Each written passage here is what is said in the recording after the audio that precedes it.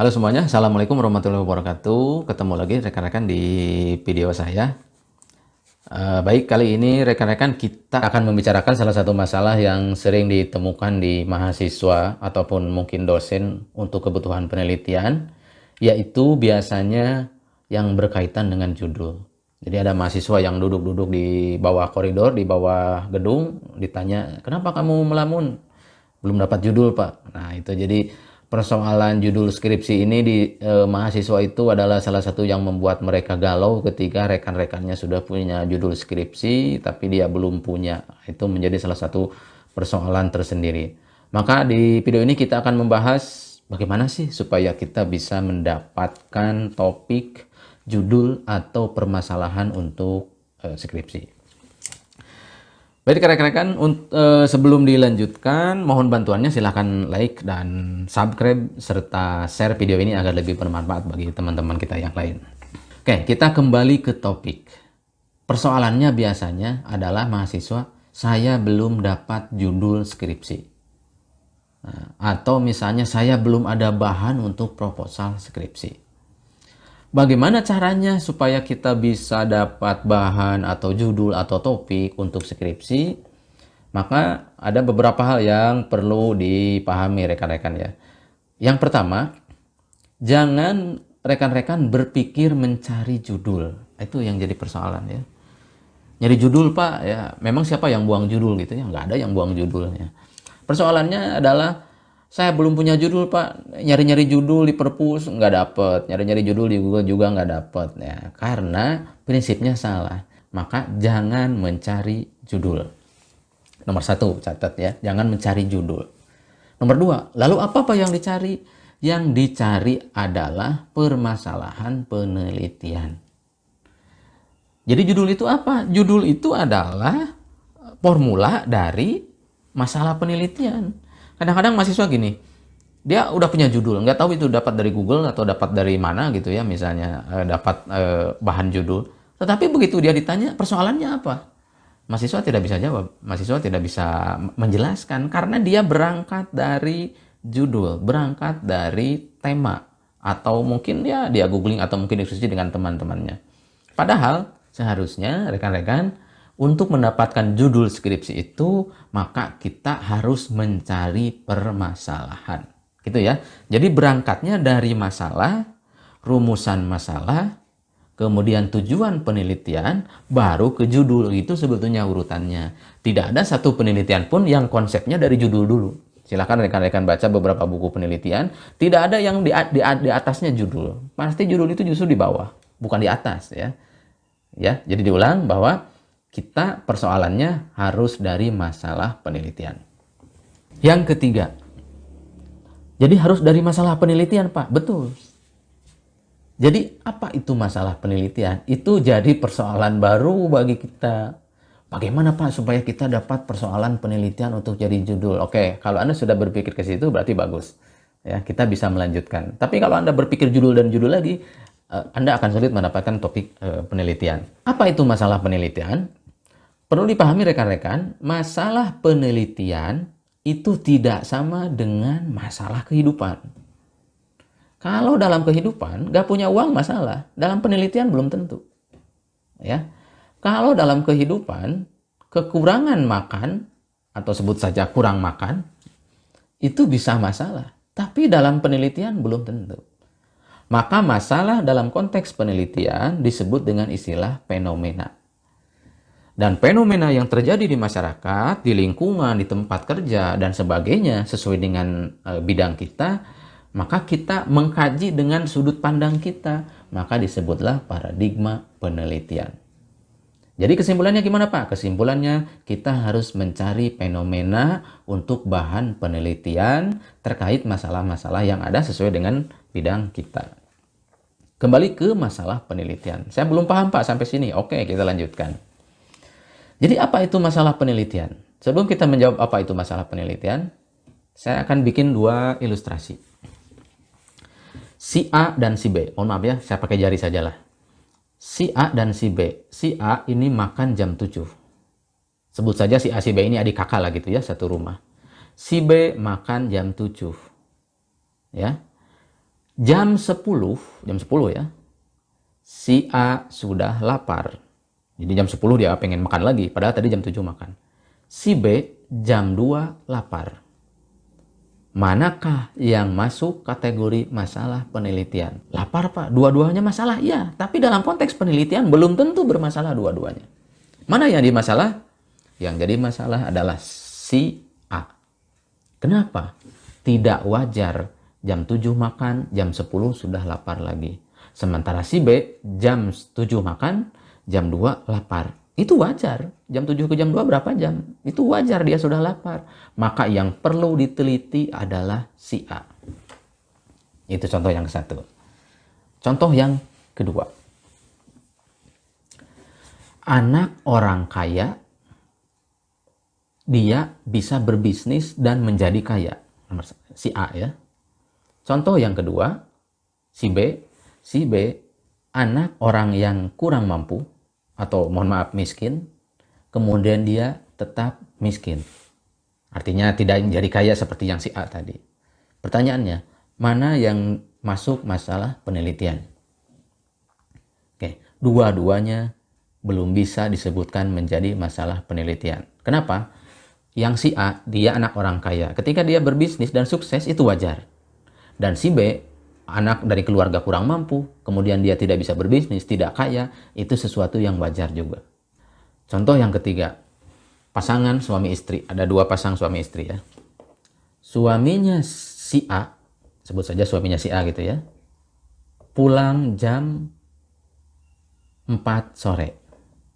Suami si B pulang jam 10 malam. Mana yang masuk masalah penelitian? Mana yang perlu diteliti gitu ya intinya.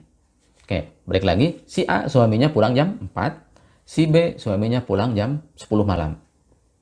Orang akan berpikir, oh yang B Pak, yang bermasalah. Pasti istrinya marah Pak, karena pulangnya jam 10 malam, larut malam. Belum tentu. Dalam konteks penelitian, yang dikajinya fenomenanya. Bisa jadi yang bermasalah itu adalah nomor A. Kenapa?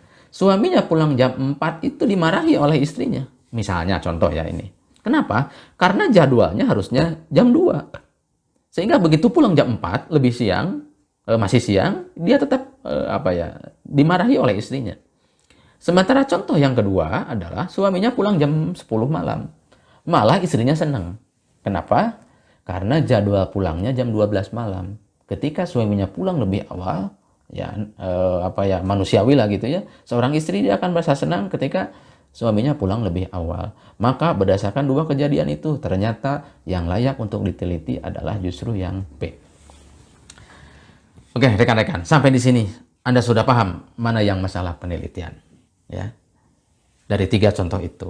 Maka berdasarkan ketiga contoh tersebut, yang masuk masalah penelitian adalah sesuatu yang tidak wajar, sesuatu yang tidak berjalan sebagaimana mestinya. Itu ya, saya ulang.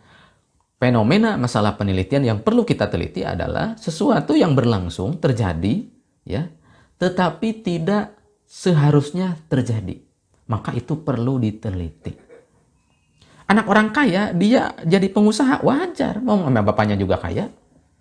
Nah, anak orang miskin, kemudian dia kurang maju usahanya, wajar. Karena dia memang latar belakangnya orang tuanya kurang mampu. Tapi kalau dibalik, ya, anak orang kurang mampu dari kampung, tidak punya apa-apa, sebut saja mohon maaf miskin, tetapi dia bisa berusaha, dia bisa berbisnis dengan hebat, wah itu perlu diteliti. Gitu ya. Karena apa? Karena bertolak belakang dengan yang seharusnya. Jadi ada dua orang siswa, yang satu dia rajin baca. Begitu ujian, nilainya gede, itu nggak usah diteliti. Ya karena memang dia rajin baca. Tapi yang si B ini, dia jarang baca buku, di kelas ngantuk. Begitu ujian, dia skornya bagus. Ya misalnya masuk 3 besar lah, atau rankingnya 1, 2, 3. Nah itu yang harus diteliti. Karena kok bisa ya, dia nggak baca, sekolahnya tidur, atau jarang diskusi dengan temannya, tapi nilainya bagus. Nah itu yang perlu diteliti. Karena segala sesuatunya tidak berjalan sebagaimana mestinya. Oleh karena itu, kalau rekan-rekan di bidang pendidikan, mau meneliti di sekolah, mau meneliti di masyarakat, misalnya tentang yang berhubungan dengan pendidikan, silakan rekan-rekan lihat mana yang tidak sinkron dengan yang seharusnya sebagaimana mestinya. Kok bisa ya jarang baca tapi kok anak pinter?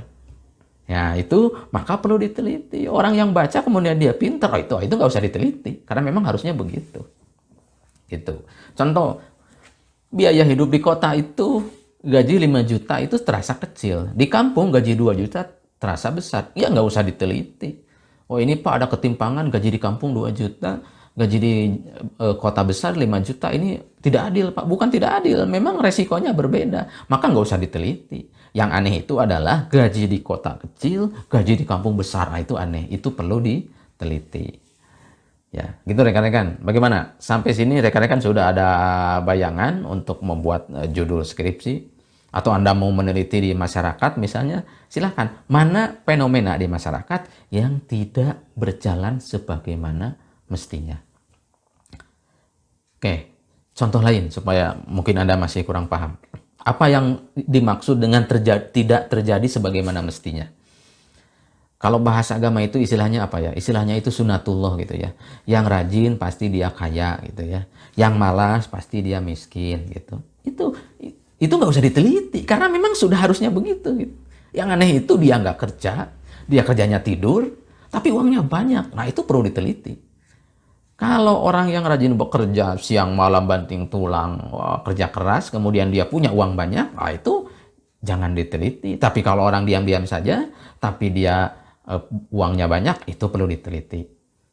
Atau dibalik, orangnya rajin bekerja, bisnis kesana kemari, tapi dia tetap tidak punya apa-apa. Artinya tidak punya apa-apa, rumahnya atau hartanya atau apanya tidak kelihatan. Ya mungkin karena dia boros, mungkin karena dia menggunakan uangnya salah, manajemennya atau apa. Nah itu yang perlu diteliti. Jadi yang tidak umum, yang tidak berjalan sebagaimana mestinya, itulah yang harus kita teliti. Maka jadilah judul skripsi atau topik penelitian atau masalah penelitian. Nah, kalau rekan-rekan sudah menemukan fenomena itu, maka rumuskan dalam beberapa masalah penelitian, buatkan dalam bentuk pertanyaan dan tujuan, baru dilarikan ke judul. Jadi judul terakhir rekan-rekan. Seperti contoh-contoh seperti itu yang perlu kita kaji, yang tidak berjalan sebagaimana mestinya. Oke rekan-rekan, itu yang bisa saya share video ini. Jangan lupa share video ini ke media sosial Anda supaya lebih bermanfaat. Jika ada pertanyaan, silahkan bubuhkan di kolom komentar. Kita bisa, insya Allah saya akan jawab untuk berdiskusi mengenai topik-topik penelitian. Cuma memang keterbatasan saya topik-topiknya kebanyakan di sosial dan pendidikannya. Jadi untuk MIPA, untuk sastra yang begitu-begitu saya tidak terlalu paham. Semoga membantu bagi Anda yang masih kesulitan mencari topik skripsi. Terima kasih. Assalamualaikum warahmatullahi wabarakatuh.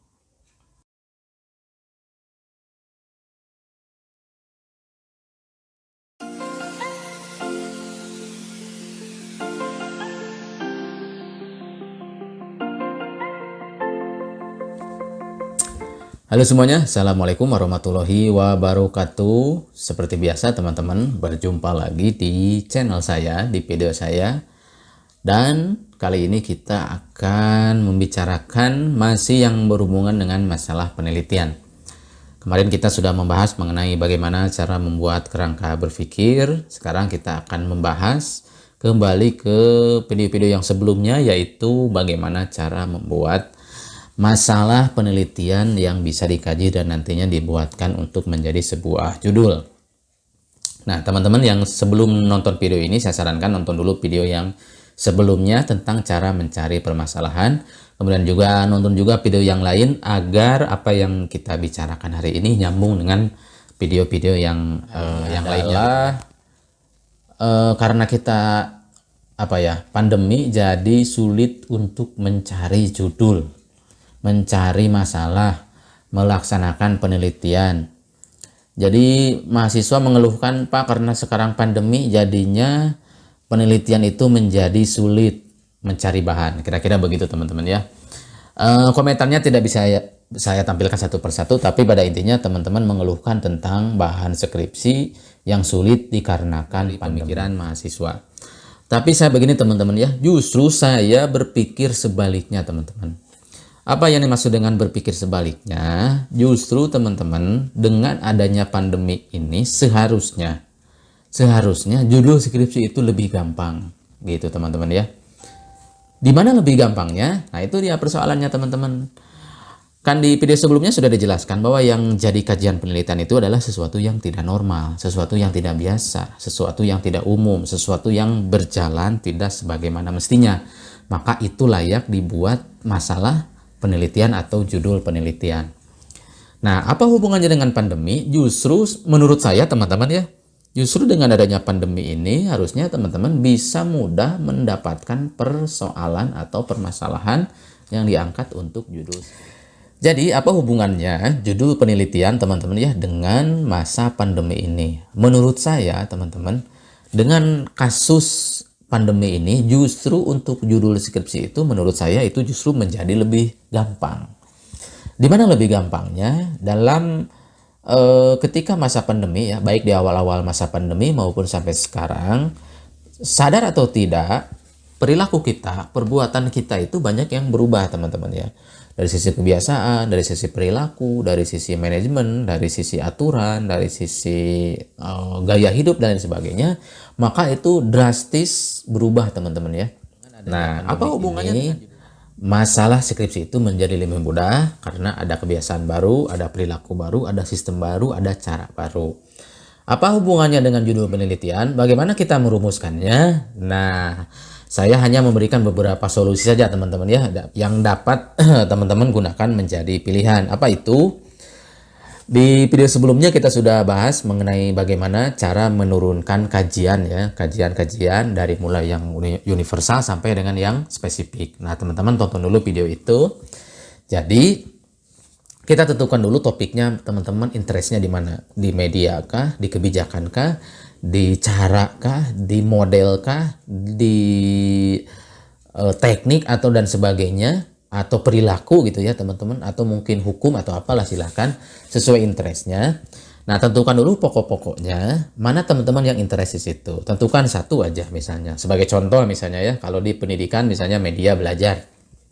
Nah, di masa pandemi ini justru karena munculnya kebiasaan baru teman-teman ya, cara baru, model baru, perilaku baru, justru teman-teman bisa mengkaji interest kita yang tadi itu menjadi sebuah judul skripsi. Misalnya, bagaimana cara belajar secara daring? Itu kan sebelumnya belum ada judul penelitian yang mungkin komprehensif seperti itu. Tapi sekarang judul itu menjadi muncul, teman-teman. Dulu belum ada kebijakan kuliah atau sekolah atau PJJ ya, perkuliahan jarak jauh secara daring. Sekarang ada. Berarti itu bisa dibuat menjadi sebuah judul, teman-teman.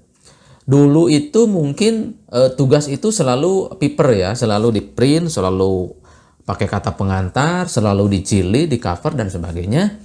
Nah, sekarang justru hal-hal itu menjadi total hilang, semuanya nggak ada. Tapi sekarang tugas itu menjadi via WA, tugas itu sekarang menjadi soft file bentuknya. Nah, dengan adanya perubahan-perubahan cara seperti itu, perilaku atau model atau media itu, maka seharusnya teman-teman bisa menjadikan itu sebagai bahan skripsi. Oke, ringkasnya supaya kita videonya agak pendek, teman-teman tentukan salah satu interestnya, teman-teman mau di bidangnya bidang apa? Di kebijakan kah? Di model kah? Di media kah? Di cara kah? Di teknik? Terserah itu teman-teman, silakan tentukan salah satu interestnya di bidangnya, di bidang apa, spesialisasinya di mana, yang kita senang itu apa, yang kita suka neliti itu apa, yang kita banyak tahu apa. Tentukan satu di situ.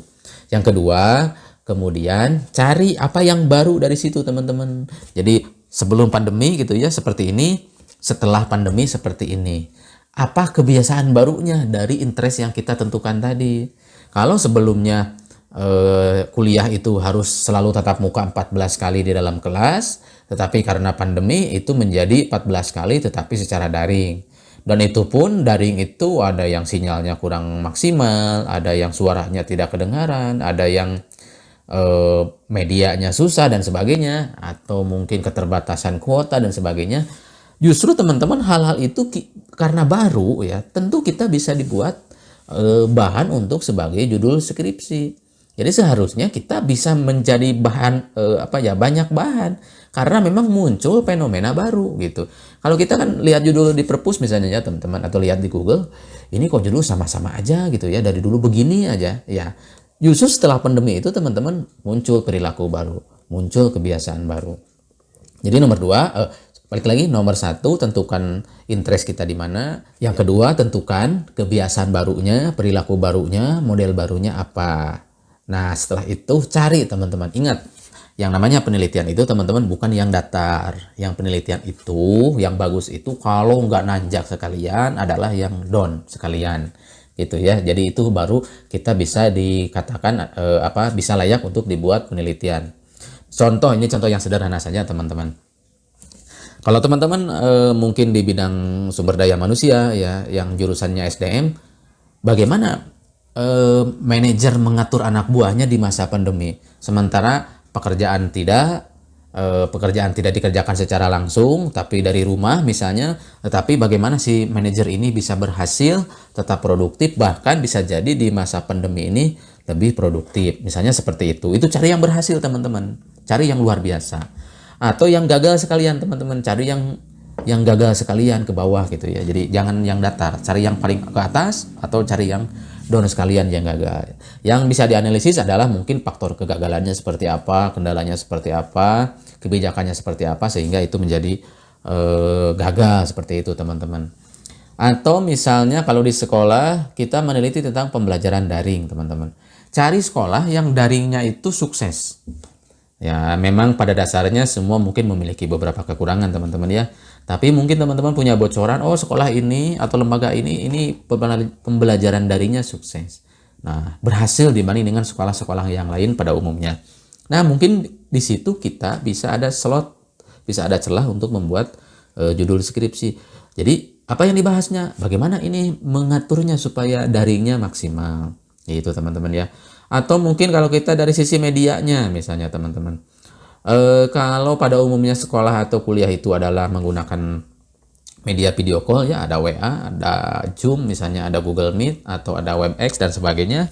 Kita bisa kaji teman-teman dari sisi efektivitasnya, mana yang paling sering digunakan, apa alasannya, bagaimana kendalanya dari beberapa aplikasi itu, kenapa orang cenderung lebih memilih aplikasi ini daripada aplikasi yang lain. Itu sebetulnya bisa dibuat judul penelitian juga teman-teman. Atau kalau teman-teman misalnya di ekonomi, teman-teman bisa meneliti bagaimana perubahan perilaku konsumen dari konsumen yang fisik misalnya ya, kemudian berubah perilakunya menjadi konsumen yang sifatnya digital. Belanja yang biasanya kita jalan-jalan ke mall dan sebagainya, sekarang kita belanja cukup di HP, dikirim ke rumah, bayar langsung pakai mobile banking dan seterusnya. Itu kan kebiasaan baru teman-teman, itu perilaku baru. Nah teman-teman tentukan interest teman-teman di mana yang tertariknya, yang layak untuk ditelitinya di mana. Nah gitu.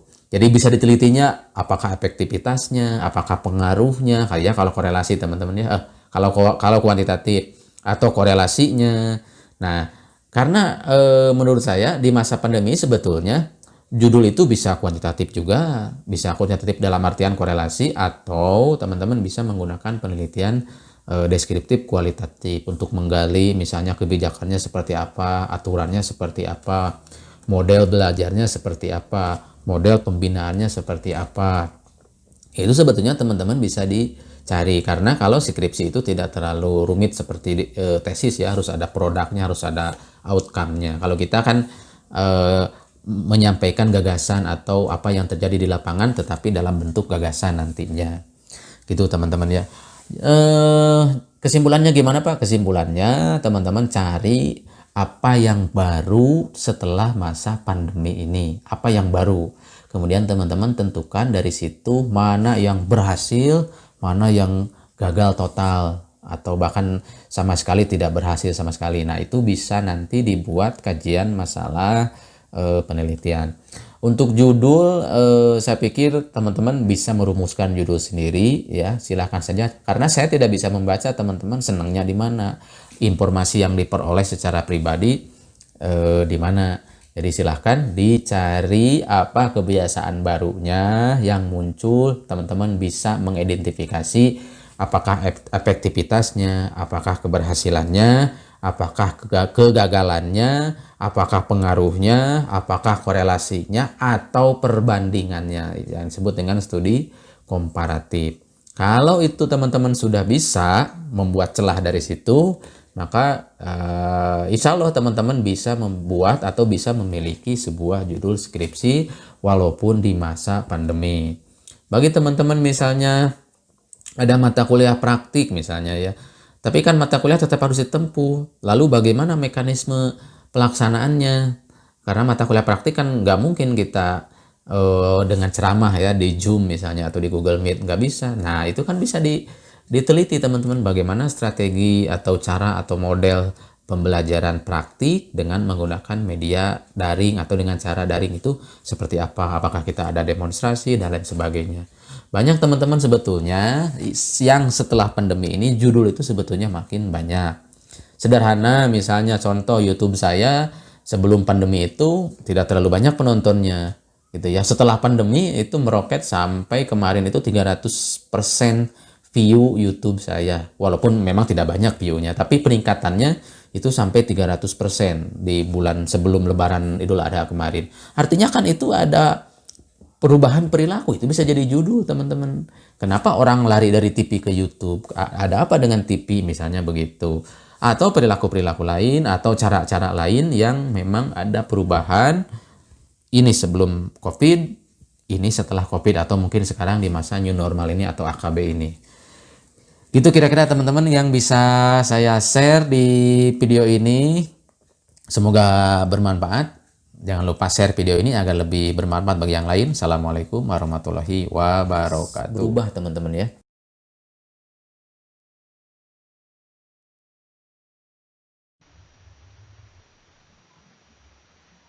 Bagaimana cara membuat proposal skripsi yang baik? Oleh Arista Wahyuni, Computer Science, Universitas Gadjah Mada. Oke, mungkin sebelumnya aku bakal nge-review kenapa aku ngebuat video ini. Jadi ini merupakan salah satu tugas dari metode penelitian Computer Science UGM. Itu merupakan salah satu mata kuliah sebagai prasyarat kalau aku mau ngelanjutin buat skripsi. Oke, mungkin selanjutnya saya akan membahas mengenai bagaimana cara membuat proposal skripsi yang baik dan semoga membantu. Sebelum kita memulai membuat proposal skripsi, yang paling pertama harus diperhatikan adalah dalam pembuatan judul. Dalam pembuatan judul, sebaiknya kita melampirkan judul itu berdasarkan penelitian yang kita lakukan dan metode apa yang kita gunakan. Jadi saat seseorang membuka proposal skripsi kita, mereka udah tahu gitu loh poin dari proposal skripsi kita ini apa sih. Nah, yang kedua itu adalah lambang universitas. Ini biasanya merupakan lebih ke syarat ya, merupakan format dari beberapa skripsi yang ada di Indonesia. Terus yang selanjutnya adalah nama. Jangan lupain nama kamu sebagai bukti bahwa itu adalah proposal skripsi milik kamu. Terus yang selanjutnya adalah NIM dan detail universitas. Jadi sebaiknya ada NIM dan juga seperti penjelasan soal fakultas, program studi, dan universitas di mana teman-teman. Terus yang selanjutnya adalah kota dan tahun teman-teman ngelakuin penelitian tersebut. Oke, next ada daftar isi. Jadi dalam pembuatan proposal skripsi kita harus melampirkan daftar isi. Nah, daftar isi itu ada banyak. Yang pertama adalah daftar halaman. Terus yang selanjutnya adalah daftar tabel jika ada, daftar gambar jika ada, dan daftar lampiran jika ada. Nah, selanjutnya juga ada kata pengantar. Kata pengantar ini lebih ke kayak ucapan-ucapan rasa syukur terima kasih penulis setelah menyelesaikan proposal skripsinya. Nah, adapun terdiri dari ucapan syukur kepada Tuhan Yang Maha Esa, terus ada penjelasan tugas dan bantuan-bantuan yang didapatkan teman-teman. Mungkin cerita sedikit ya bagaimana proses teman-teman saat ngelakuin penelitian tersebut. Terus ada ucapan terima kasih kepada seseorang mungkin saat ada yang dibantu atau kayak dapat dukungan dari orang tua, dari teman, dari doi atau gimana. Nah itu. Terus ada harapan dari penulis, harapan kamu sendiri setelah ini selesai apa dan manfaat bagi pembaca setelah ngebaca proposal skripsi kamu. Oke, lanjut. Selanjutnya adalah ada bab 1 pendahuluan. Nah, pendahuluan itu ada latar belakang. Nah, latar belakang ini Yang pertama, emang berisi gambaran umum mengenai permasalahan yang menjadi alasan kamu untuk melakukan penelitian.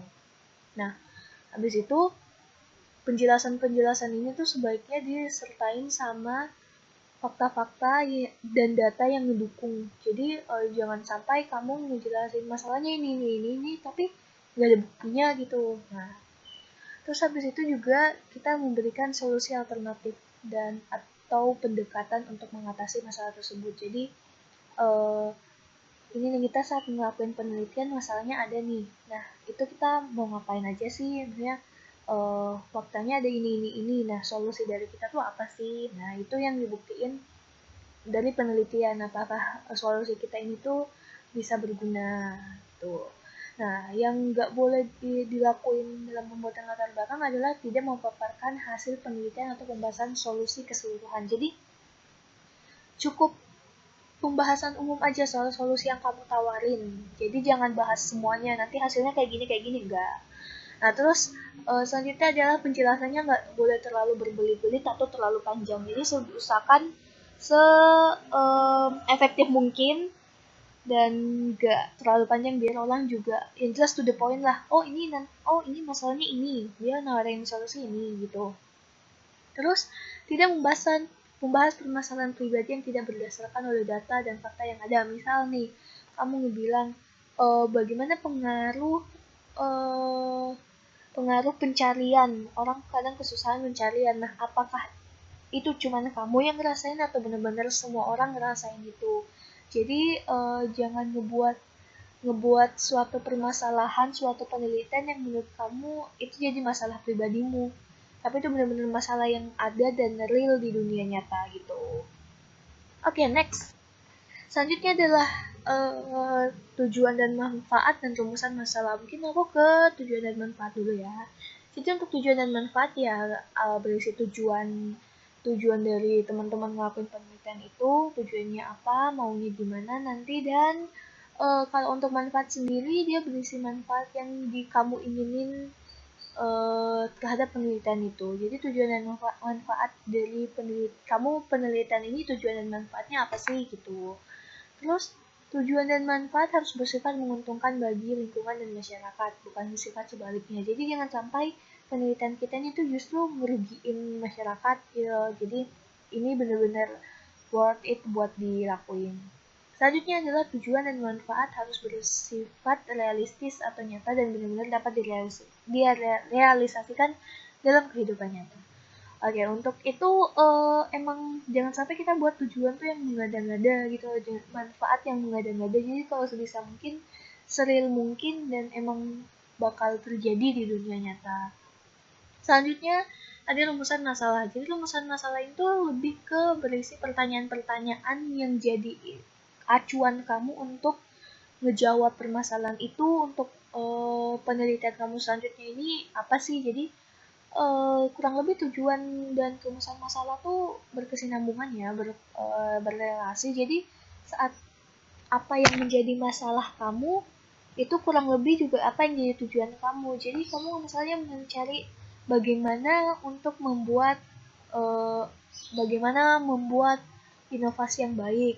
Nah tujuan kamu ya otomatis uh, menemukan tujuan yang baik. Jadi emang nyambung gitu loh. Nah terus uh, sebaiknya dalam membuat rumusan masalah kita menggunakan kata tanya apa, bagaimana, dan mengapa. Jadi lebih menggunakan kata itu tuh lebih kayak bisa mengeksplor selanjutnya. Nah juga bahasanya harus singkat dan jelas. Terus selanjutnya adalah menggunakan kalimat tanya. Terus dapat diuji secara empiris dan memungkinkan dijawab menggunakan metode tertentu. Jadi jangan sampai pertanyaan tuh ngambang gitu loh, ngambang kayak aduh ini kayak gimana ya, yang apa ya, yang emang kayak ngambang dan mengada-ngada kurang lebih. Nah, terus selanjutnya ada dapat membatasi ruang lingkup penelitian, dimensi, dan analisis variabel dan bersifat real. Oke, nah ini maksudnya saat teman-teman ngebuat rumusan masalah, jadi jangan sampai apa ya, itu justru terlalu umum. Jadi saat teman-teman misalnya bagaimana pengaruh rokok di kalangan SD di Yogyakarta. Jadi emang itu tuh juga berkesinambungan nanti tujuan penelitiannya teman-teman di mana, dan itu nanti di rumusan masalahnya kayak udah dibatasin gitu, nanti kayak gini di Yogyakarta misal, atau pengaruh ini terhadap golongan orang tua. Jadi kayak udah dibatasin gitu loh, targetnya siapa, lokasinya di mana, dan sebagainya gitu. Untuk selanjutnya adalah tinjauan pustaka. Nah, tinjauan pustaka ini kurang lebih berisi teori-teori yang berkaitan dengan masalah penelitian yang kamu lakuin. Jadi kayak teori-teori yang mendukung teori-teori yang udah ada. Nah, itu dijelasin. Kurang lebih itu biasa didapetin sama paper-paper orang ya. Itu bisa dicari di perpustakaan dan sebagainya. Terus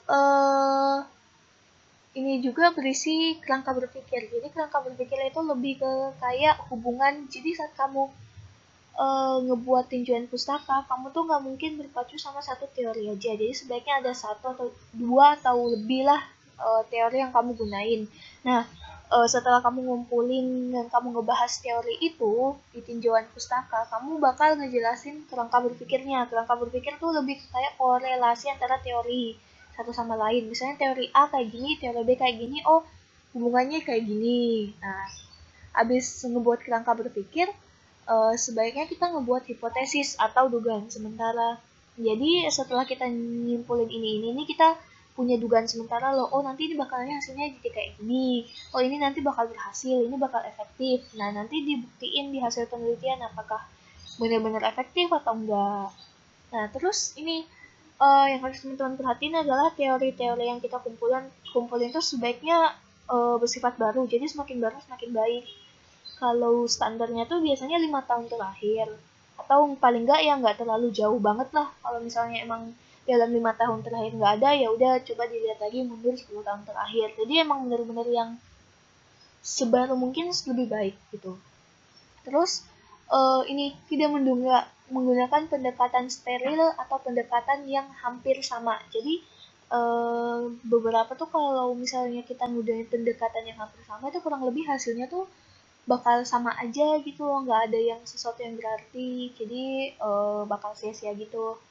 Nah, selanjutnya adalah pembahasan atau teori tidak terlalu luas dan melenceng dari penelitian yang dilakukan. Jadi, teorinya jangan sampai kamu ngebahas soal, misalnya nih, kita mau bahas planet Jupiter, kita malah bahas tata surya ke semuanya, mending sekalian langsung aja gitu loh soal Jupiter. Jadi, to the point dan tepat.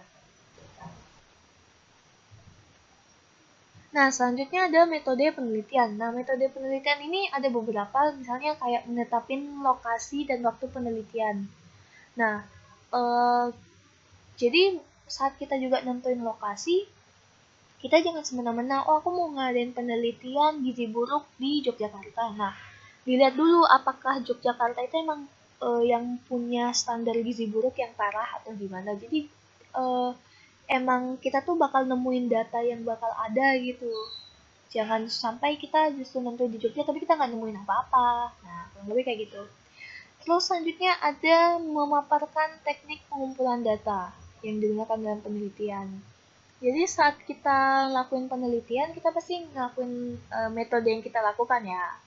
Metode yang kita lakuin itu apa, terus caranya kayak gimana, apakah secara kuesioner atau pakai observasi atau pakai wawancara. Nah, semua itu dikumpulinnya sangat hati-hati, soalnya jangan sampai jangan sampai kita justru lalai di situ ya. Jadi kayak hasil yang kita dapat justru kurang atau malah nggak bisa dipertanggungjawabin. Jadi jangan sampai kita melakukan manipulasi juga, jangan sampai ngelakuin manipulasi terhadap hasil data yang kita temuin. Soalnya kalau gitu, kita tuh nggak bakal bisa mempertanggungjawabkan penelitian kita gitu. Nah, terus selanjutnya itu ada teknik analisis data. Teknik analisis data itu berisi penjelasan-penjelasan atau cara kamu ngolah datanya. Jadi kamu udah netapin lokasi dan waktu nih. Habis itu kamu juga udah nentuin populasi, sampel, dan lain-lain. Terus udah nentuin, oh metode penelitian aku kayak gini. Terus aku juga udah ngumpulin pengumpulan datanya. Nah, data-data tersebut akhirnya dianalisis. Ini yang jadiin pedoman kita buat dapat kesimpulan, buat dapat hasil penelitian kita. Nah, yang harus diperhatikan selanjutnya adalah perangkaian metode penelitian tuh ini emang krusial banget ya, soalnya ini tuh jadi dasar kita buat melanjutin penelitian kita. Jadi sebisa mungkin kita harus benar-benar hati-hati, harus teliti, jangan sampai ada kesalahan dan itu bakal ngerugiin kita nantinya. Gitu. Nah, yang terakhir dalam pembuatan proposal skripsi ada daftar pustaka. Nah, daftar pustaka ini kurang lebih berisi daftar referensi yang kamu gunakan. Misalnya kamu nyari-nyarinya di Google atau di buku apa. Nah, terus juga berisi daftar teori yang tercantum. Jadi, teori yang kamu masukin di kajian teori itu juga dijelasin di daftar pustakanya. Yang terakhir ada ditulis sesuai ketentuan. Jadi, saat kita menulis daftar pustaka tuh nggak semena-mena. Jadi, kalau bisa emang sesuai urutan, entah itu yang namanya yang nama dulu, terus judul, tahun diterbitin, penerbitnya siapa, terus penulisnya siapa dan sebagainya, itu benar-benar harus diperhatiin dan harus sesuai ketentuan, nggak semena-mena gitu. Oke, mungkin itu aja dari aku. Terima kasih banyak yang udah nonton video aku. Semoga aja video aku ini tuh bisa bermanfaat buat teman-teman yang nyari referensi gimana sih ngebuat proposal skripsi, dan mungkin aku juga bakal proposal skripsi secepatnya, amin. Terima kasih banyak, dan mungkin buat teman-teman yang nonton, good luck teman-teman, dan buat Pak Habib Mustafa selaku dosen metodologi penelitiannya, terima kasih banyak atas waktu dan ilmu yang diberikan satu semester ini. Semoga bermanfaat dan sampai jumpa teman-teman.